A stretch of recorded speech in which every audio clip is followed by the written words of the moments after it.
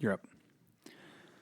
I'm Lee Moore. Rob Moore. And this is the Chinese Literature Podcast. Rob, today is another one in our series on Pusong Ling. Possibly the best in the collection. I don't know. I think that's a big claim. It's right a big there. claim. Yeah, it really is. But it's one that's been adapted. I don't even know how many times. King Hu has a film about They just it. released a film a couple of years ago. Yeah, like pretty much every decade has its own version of this story, Painted Skin. And it's so Pusong Ling has a lot of different kinds of stories. So we talked about one before that was about fox spirits and ghosts. So there's a whole series that are just about like fox spirits and stuff. And those draw off of much earlier stories about fox spirits that we could do a whole class on. But there's another wing of Pusong Ling stories that are frankly just horror. Scary monster stuff. Anyway, and the pacing of this one is I would it's just perfection. It's short story perfection. Yeah, it's not really that long. No, it's not. But none of his stuff is very long. Well, maybe a few things. But the story just kind of like starts out at 85 miles per hour and it keeps Never going. lets up. So I'll just summarize the plot super quick so we can get into it. So a guy's coming home from just being out doing stuff, comes across a woman walking and says, "Wow," and she's crying. She says, "Well, what's wrong?" "Well, I was a concubine in a house and I was kicked. I had to leave because I was being treated so poorly." And he says, "Well, you can come stay with me." You know, nudge, nudge, wink, wink. She does. They sleep together because that's what happens in Pusong Ling stories. But he starts to get a little worried about some stuff, so he tells his wife. This is in an era when you could have multiple wives or concubines. And his wife goes, we should be very careful. The next day, the guy meets a Taoist priest. We'll talk more about Taoist priests in a little bit. Yeah, we will. The Taoist priest goes, "Whoa, what is wrong with you?" And he goes, nothing's wrong with me. I'm great. The guy's, no, you have this evil aura. Something is up with you. The guy's a little worried, so he goes home. All the doors and windows in his compound are locked, but he manages to sneak in, looks through the window, and sees a hideous monster painting a human skin and puts on the human skin, and it's the girl. So he freaks out. The Taoist priest... Rob, I think that's actually, you told me the story of your first girlfriend, right? Well, I didn't say Pusong Ling was entirely fiction, right? Yeah. There's an element of biography and history in there as well. Anyway, sorry. Yes. So the Taoist priest gives him a fly whisk to hang above his door that's going to keep out the monster. Why, we don't know. That's just the way things are here.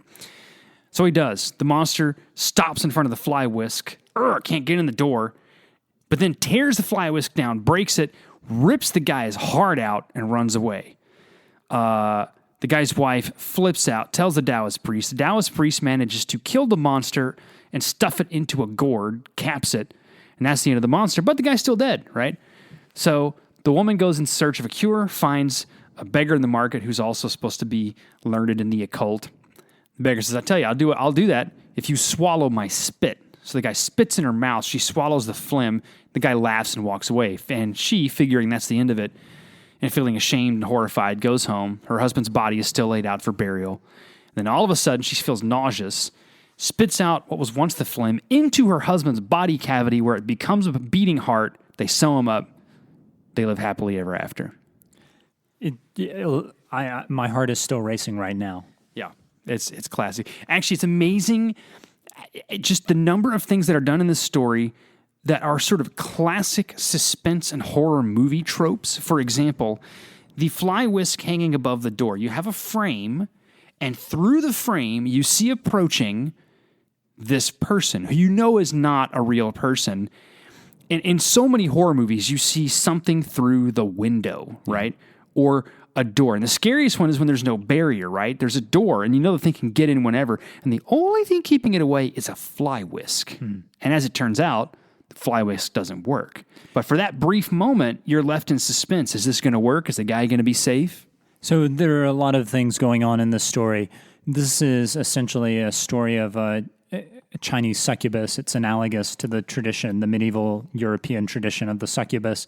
The monster woman is using her sexual prowess and seducing this man and trying to take all his yang energy, yang as in yin and yang, and that is in stealing. That's what she's doing when she steals his heart, and that always hurts men. There is a tradition in Chinese thinking that men should preserve their semen, that unless they're trying to have children, unless they're trying to procreate, having sexual relations is a no-no.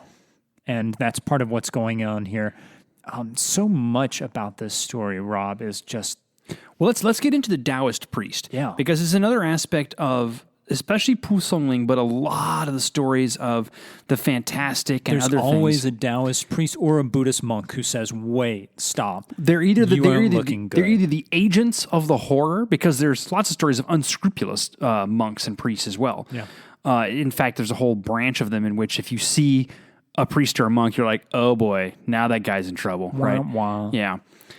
But Taoist priests are almost always the controllers of magic, and they know all kinds of things that people don't know, right? And one of the fascinating things to me about Pu Songling is that there's absolutely no world building involved. By which I mean, there's no rules of the game here. The priest doesn't give the guy this fly whisk and go, "Let me tell you why this is going to work." He just says, "Here, hang this up; it'll help." Who knows? Like, why is that going to work? I don't know. We said at the beginning, the story just goes and it doesn't stop. There's no Right. time for development. I mean, it's just kind of pedal to the metal. And development later on, the action. Taoist priest, rips the skin off the monster and then beheads it with a wooden sword. Yeah. Why wooden sword? I don't know. The monster turns into smoke. Again, I don't know. And stuffs it in a bottle. Why? I don't know. I think that's related to the 5 phases, which are sort of akin to the 5 elements in Greek thought, but I'm not an expert on that, and so that's wood is one of the elements, and it's connected with yin and yang in some very weird ways. I think that's what's going on here. I'm not 100% sure. I'm curious about this because there's one of my absolute favorite fantasy series ever is by an author named Garth Nix, Nix. And one of the novels is called Lyrael, and there's an almost identical scene where there's a monster, there's a magic sword, and the main character has to force this beast into a small bottle. So it's almost exactly the same thing. Rob, let's be honest. You're interested by this because you also have a wooden sword that you like to play with. Lee is always channeling stuff that's dirty because that's just sort of his nature. But I wasn't even trying to be dirty there. I was trying to make fun sure of you you. weren't. Sure you weren't. But so the Taoist priest, go back to the Taoist priest, it's safe ground. Is always a purveyor of magic or just forces of the occult in general. And as I say, we're not told anything about why any of this stuff works, and you never are. In Pu Songling, and in a lot of tales in other cultures, what makes something fantastic is you being sort of let in on the secret, right? Let me tell you what this thing is, and then we all go, "Ooh, that's what that is." In Pu Songling, it's in reverse. You don't know anything about it, but the monster's afraid of it. And that's what makes you go, whoa, what is this thing? It's supposed to be just a fly whisk. So it creates an element of the fantastic or the marvelous is not knowing what's going on. Let me ask you this, Lee. What do you think of the marriage between the guy and his wife in the center of this? It's really interesting because this guy is walking home and you have this damsel in distress kind of story. He picks her up and we're told immediately that they're sleeping together. And it's only like a couple of days later that we find out about the wife. And the wife finds out about the guy's new boo. And what does she say? Do you remember?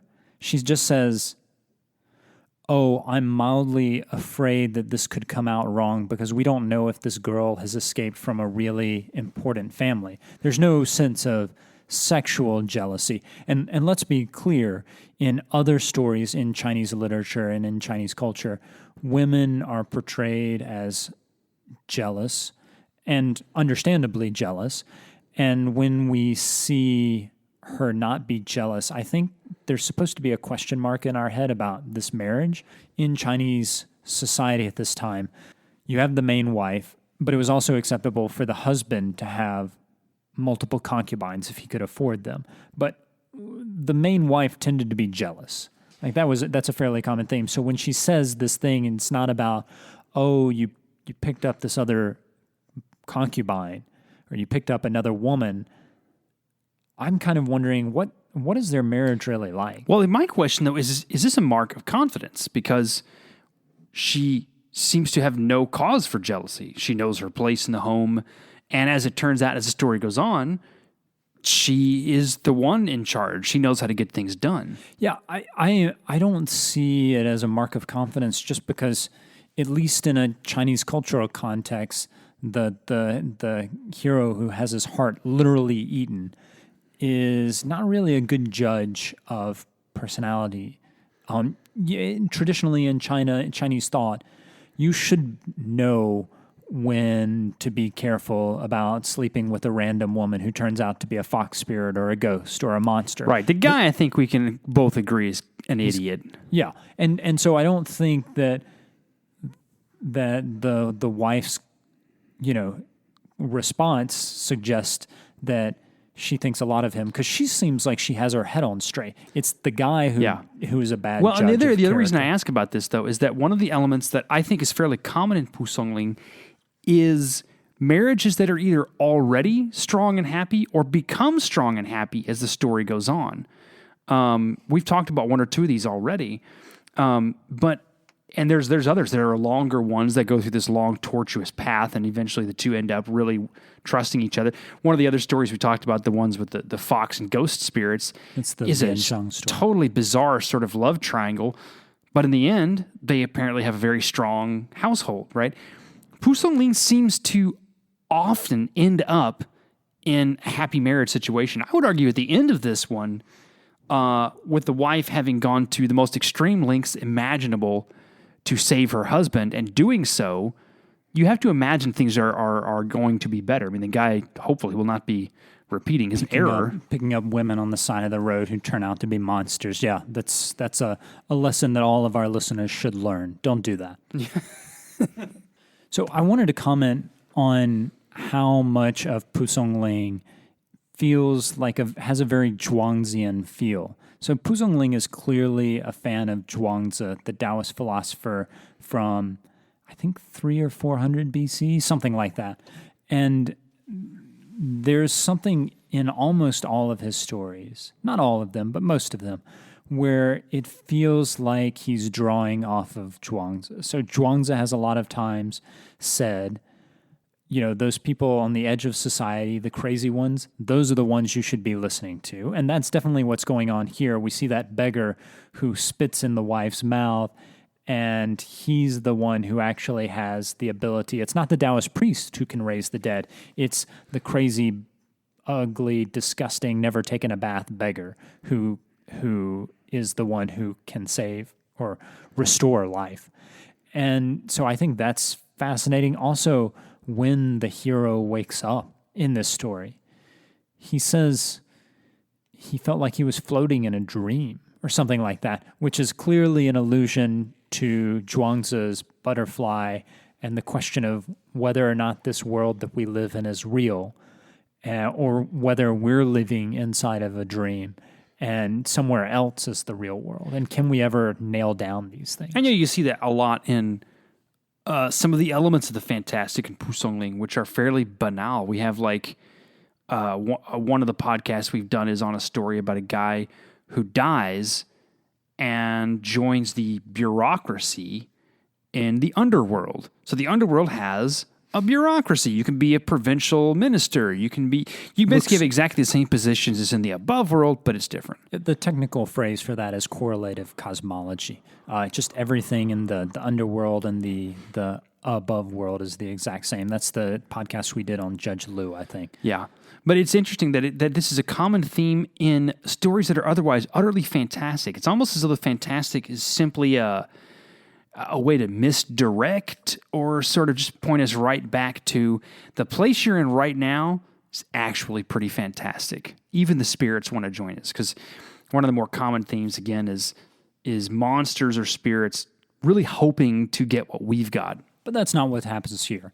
This monster is, like, in some ways, a very traditional monster. She's just that succubus who's stealing a man's heart. And it's a metaphor, I think, about romance and the dangers of loving a woman, which at this time was seen as as quite problematic. Sex, and we're talking about entirely from the male perspective, because that at the time is the only thing that's being considered. Right. Sex is very dangerous, and they can literally steal your heart. Right. If you get the wrong woman. So in that She could sense, be it's a also monster. also highly Confucian. You must practice Absolutely. containment. You must not let out what should be kept in. Yeah. You should not be releasing semen into this world. It can be a very dangerous thing. Right. Well, that's a wonderful thought to end on, but I don't really have anything else to add. If I could say that could be regarded as the climax of our podcast. We really need to finish this podcast. I'm not even going to say another term because I'm not sure what you could do with finish. But anyway, I can just do so just much. end the freaking podcast. I'm Lee Moore, I'm Rob Moore. and this is the Chinese Literature Podcast.